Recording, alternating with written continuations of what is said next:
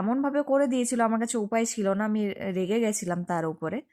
যাই হোক, তো রাগের আগেই 2 মাস পার্লার থেকে পুরো বিরত ছিলাম, যে ভ্রুটাকে ভালোভাবে বের করব, তারপরে যে প্ল্যাক করব।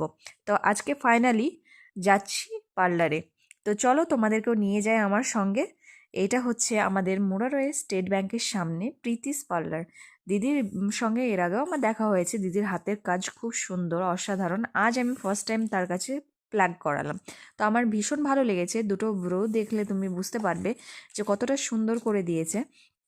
যাই হোক, তোমরাও কিন্তু যেতে পারো দিদির পার্লারে।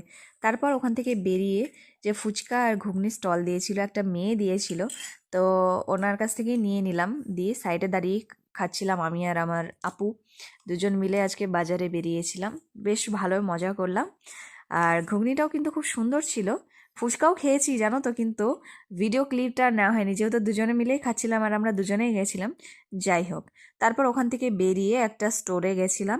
এই স্টোরে তোমার আপুর কিছু নেওয়ার ছিল, যেমন তোমার হট ব্যাগ নিল, আরও কি কি নিল আয়ানের জন্য।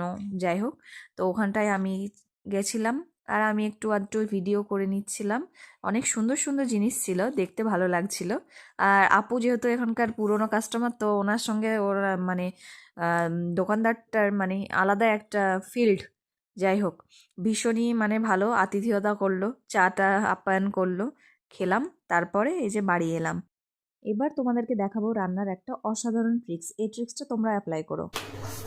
আজকে তোমাদেরকে একটা নতুন প্রসেসে প্রেসার কুকারে ডাল সিদ্ধ করা দেখাবো। একসঙ্গে বাটিতে করে ডালও দেবো প্লাস আলুও দেবো, যাতে দুটো একসাথে সেদ্ধ হয়ে যায়। এই যে ডালের পরিমাণটা দেখে নাও।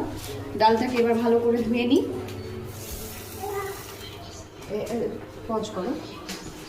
এই যাচ্ছে লবণ, ভালোভাবে ডালটাকে ধুয়ে নিলাম। লবণের পরিমাণটা একটু কম দেবে, যদি কম হয় তো একটু পরে অ্যাড করে নেওয়া হবে, কারণ লবণ বেশি হলে আবার খাওয়া যাবে না। আর এই যাচ্ছে তেল, একটু এই 10 মিনিট করে জাস্ট 2 ফোঁটা। এই গেল। হলুদ কিন্তু অ্যাড করবে না, হলুদ দিলে টেস্টটা খারাপ হয়ে যায়। এটাতে দিয়ে দেবে জল, ঠিক আছে? দাও, আরও দাও জল, ব্যাস।